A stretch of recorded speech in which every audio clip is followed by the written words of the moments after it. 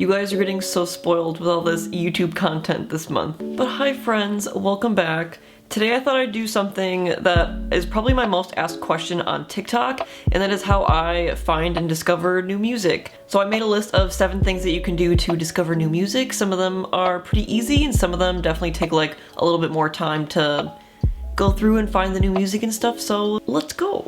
Number 1 on my list is probably the easiest and most accessible way to find new music, and it's college radio. College radio is really easy if you live in a college town and or like a biggish city. I would say college radio has like the most diverse music range out of anything you could find. I've heard hyperpop, EDM type stuff, country, slowcore. I've heard pop punk sometimes on college radio. Honestly, anything, and you will probably find new music just listening to college radio. If you want to find a station, look online, look at campuses, like websites and stuff like that, because they have a college radio station. And a lot of the time the people are really cool that are on the radio stations, and they're super funny, and they're probably like your age if you're in that age range, and it's super cool. Everyone's always super nice and funny on there. They play good music, and it's great. So yeah, college radio is definitely a great option. And the easiest, I'd say. And then number 2, something that I use when I make playlists for people, and then something I used to do a lot, is use Reddit. I know Reddit is kind of meme-y in a way, but it's really helpful if you want to find specific songs or specific artists. Something I do all the time is I just go to Reddit, or I'll just go to Google and type in bands that sound similar to, I don't know, let's say Elliott Smith. And then they have so many different forums recommending you bands or artists that sound like said band. Like you could go on and just look up any band, and the forums kinda are endless, and it's really helpful if you want to find similar artists to other people. I use it all the time. Like I said, when I make a playlist for people, super easy to use most of the time. I think it's actually pretty helpful for that. And then number 3 I have easiest and again accessible is Spotify. So the thing that I like to use on Spotify is the fans also like tab. It's pretty much when you scroll all the way to the bottom and there's this little tab that says fans also like, and you can just keep scrolling through all the artists, just keep clicking and going down and following it just to find new artists that are similar to the ones you like. I've found a lot of artists that way. Sometimes they only show like the more popular bands, so that's one of the downfalls of it, but again, if you're just looking for artists similar, it's really easy. And another thing on Spotify that I like to look at is when you make a playlist and you scroll all the way to the bottom, I think it's on your phone too, as well as desktop, but if you scroll all the way down, there's a find more tab area, and I believe they give you like 10 other songs that would fit in the playlist and like the vibe. I would say 9 out of 10 times they give you really great recommendations, but then sometimes they just give you continuous artists that are in your playlist. So again, kind of like a hit or miss situation, but it's really good, and I really like using that as well when I make some of my playlists. And then also one more good thing that Spotify has is they make playlists for specific genres. Like I've seen some of the most random genres on Spotify, and they made playlists for them. So you can search up Spotify and they will just have all their playlists out there. They do circulate songs and artists on those playlists, so you can always find something new and it's not the same. So that's also another great option.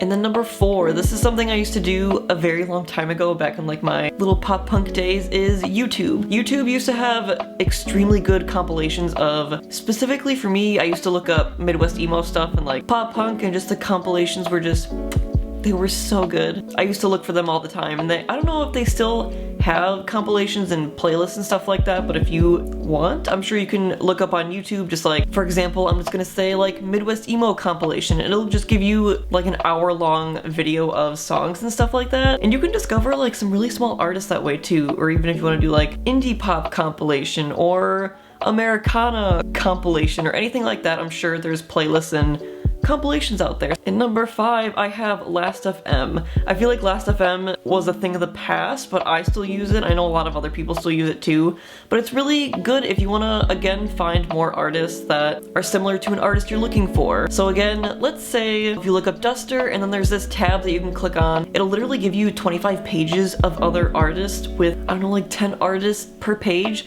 that is similar to the artist you're looking up, which is absolutely insane, and that is so many different options that you can listen to too that kind of sound similar to the band you're looking up. And there's like all these cool stats and stuff. You can see other people's music. It's kind of like Spotify Wrapped info, but you can see it all the time. So that's why else Last.fm is pretty cool. They're called like Scrabbles and stuff like that. I know a lot of people know, but it's a really great tool. Definitely still think it's relevant to some degree. I would highly recommend using Last.fm if you want to find a ton of similar artists to an artist you like. In number 6, this isn't something I do too often, but it's definitely a great tool if you want to find DIY artists or local artists as well, is Bandcamp. So on Bandcamp they have genres and then subgenres of genres that you can like click on and scroll through, and it's actually really cool because you can find a lot of local artists to you. Like if you look up, I'm pretty sure just your city you can type in, and then all these really cool bands will show up, or you can even type in genres. With Bandcamp it's really hit or miss with the genre part of it, because sometimes I've looked up like slowcore artists and it gives me indie pop artists, and sometimes it's hit or miss, but if you want to find like that local DIY scene, which I know a lot of people look for, Bandcamp is definitely the place to check out, because a lot of the smaller bands are really active on there and have a lot of their music on there.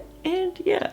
And then number 7, I'm gonna do a quick plug on myself. I make playlists for people as my fun part-time job side gig thing. I have Patreon now and I make personalized playlists for people. I've made so many different playlists. I've made country, indie, new metal, hardcore, pop punk, Midwest emo, contemporary rap, almost every genre under the sun, like all this really cool stuff, and I've discovered so much new music through it. It has been such a cool journey, and if you are actually having a hard time finding music, I would be happy to make you a playlist. It's really easy. You don't have to do it more than once a month. If you want to just do it once, I can make you a playlist once. It'd be cool. I make personalized ones, and then I also make a playlist of the month. I've done a different genre since, I want to say April, and that tier is only $5, so you can have access to, I believe there's 10 secret playlists of the month so far. So for just $5 you can get a new playlist every single month, and it's about 90 songs each on the playlist. Again, super accessible. You get to support me, which is fantastic, and I would appreciate it a lot. I'll put that in my little description down there in case you're interested. But yeah, these are a lot of the methods that I use when I look for new music or I'm making playlists or anything. I would say my number 1, I definitely look up stuff on Reddit a lot, and I listen to college radio pretty often because I'm always driving, so that again is super helpful. And then obviously Spotify is something I use almost daily. Thank you guys for watching. Make sure to like and subscribe, and I will see you soon. Goodbye!